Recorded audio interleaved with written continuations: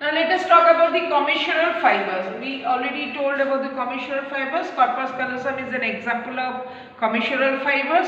Commissural fibers will communicate one lobe of the cerebral hemisphere to the other lobe of the cerebral in the same association area. Okay. So from this genu, so the rostrum is the orbital area to orbital area. Genu is from frontal lobe to the frontal lobe. These fibers are called forceps minor fibers.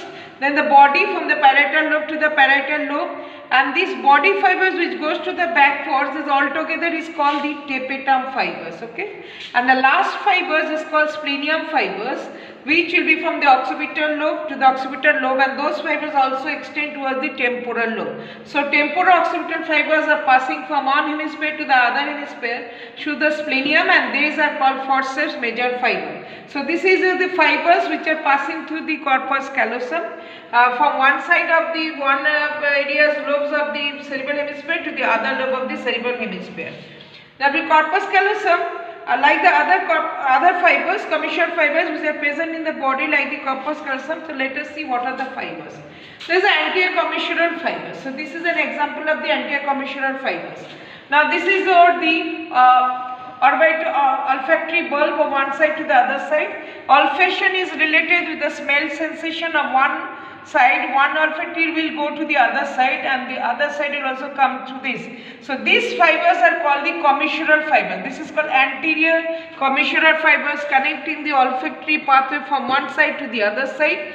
There are two, one is anterior bundle fibers, one is the posterior bundle fibers. The posterior bundle fibers is also carrying the fibers from one side of uncus. So here number 28, that is for smell brain, just below the uncus. So one-sided uncus to the other sided uncus via the posterior bundle of the anterior commissural fibers. So anterior commissural fibers mainly those fibers which are carrying from the olfactory fibers from one side to the other side. So this is called anterior commissural fibers. Now coming to the posterior commissural fibers and habeneural commissural fibers. Habeneural commissural fibers means the fibers from one habeneural nucleus on one side which will go to the habeneural nucleus of the other side. Those are called habeneural commissures. And posterior fibers, this is a pineal gland. So pineal gland has got the stalk of the pineal gland. There is a this is called proximal stalk, and this is called the distal stalk. Proximal stalk is meant for the habeneural commissural fibers, and distal stalk is meant for the posterior commissural fibers. If you see from the back, this is a pineal gland. This is a habeneural commissures, which is the lamina that will come one habeneural nucleus to the other side. This is called habenular nucleus fibers, the habeneural commissural fibers, and this is a posterior commissural fibers. Now which fibers are carried through the posterior commissural fibers? Let us come to this. This is a pineal gland, and this is the diagram of the midbrain where we will see the nucleus are there. So this nucleus, superior collicular nucleus, inferior collicular nucleus. So midbrain at the level of superior collicular, those are related with the superior collicular related with the auditory functions, and inferior collicular related with the visual functions. So and there is also one nucleus that is present called the predictor nucleus. So this superior collicular is concerned with the visual functions, and the inferior collicular is concerned with the auditory functions. So these fibers are one superior colliculi passing through the other colliculi through this distal stalk. These are the pre-commissural fibers. So post-commissural fibers. So post-commissural fibers mainly communicate the superior collicular fibers and the pretectal nuclear fiber of one side to the other side of the midbrain. So this is called the posterior commissural fibers passing through the distal lamina of the pineal gland, and this is mainly related with the visual acuity of visions. So this is the commission, one eye which sees, and otherwise they will communicate with each other, and then the complete picture is established in the area number 16, 17, 18. So the impact of the visual impression from the two eyes is via these posterior commissural fibers. So this is anterior commissures, this is posterior commissures, this is habenular commissures. Now we will come to the habenular commissural fibers more in detail. This is the habenular nucleus, this is pineal gland, this is the thalamus gland. So how this is habenular commissural fibers goes from one side to the other side. This is the pictures that show. This is at the level of superior colliculi, this is inferior colliculi. Now coming to the other fibers which you will see called hippocampal commissural fibers. So this is the hippocampal commissural fibers. Now deep to the Uncus lies an area that called hippocampus.